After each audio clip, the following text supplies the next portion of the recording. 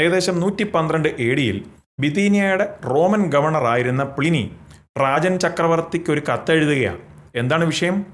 ഈ Pliny prosecute ചെയ്യുന്ന ക്രിസ്ത്യാനികളെ എങ്ങനെ കൈകാര്യം ചെയ്യണം എന്ന ഒരു അഡ്വൈസ് ചോദിക്കുകയാണ് ചക്രവർത്തിയോട്.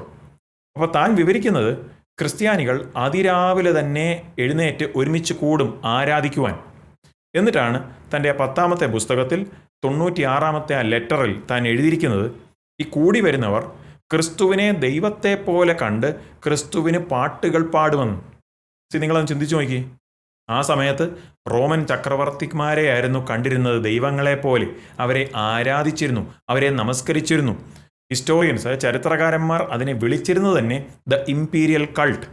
പക്ഷേ ഇവിടെ ഒരു ഗ്രൂപ്പ് ക്രിസ്ത്യാനികൾ, അവർ ചക്രവർത്തിയെ ആരാധിക്കുന്നതിന് പകരം ഈ യേശു എന്ന് പറയുന്ന വ്യക്തിയെ ആരാധിക്കുന്നു. അപ്പോൾ യേശുവിൻ്റെ ക്രൂശീകരണത്തിന് 80 വർഷത്തിനകം തന്നെ റോമൻ സാമ്രാജ്യത്തിനുടനീളമുണ്ടായിരുന്ന ക്രിസ്തീയ വിശ്വാസികൾ ഓൾറെഡി യേശുവിനെ ദൈവത്തെ പോലെ കണ്ട് ആരാധിച്ചിരുന്നു, നമസ്കരിച്ചിരുന്നു. ഇത് നൂറ്റാണ്ടുകൾക്ക് ശേഷം കണ്ടുപിടിച്ച എന്തോ ഒരു വിശ്വാസമല്ല, അത് 1-ാം നൂറ്റാണ്ട് മുതൽ തന്നെ ഉണ്ടായിരുന്നു. കാണുക, യേശു ശരിക്കും ജീവിച്ചിരുന്നോ? ബൈബിളിന് പുറത്തുള്ള ചരിത്ര തെളിവുകൾ എന്ന സന്ദേശം നമ്മുടെ ചാനലിൽ. അത് കാണുവാൻ താഴെ കാണുന്ന ആ പ്ലേ ബട്ടൺ ക്ലിക്ക് ചെയ്യുക.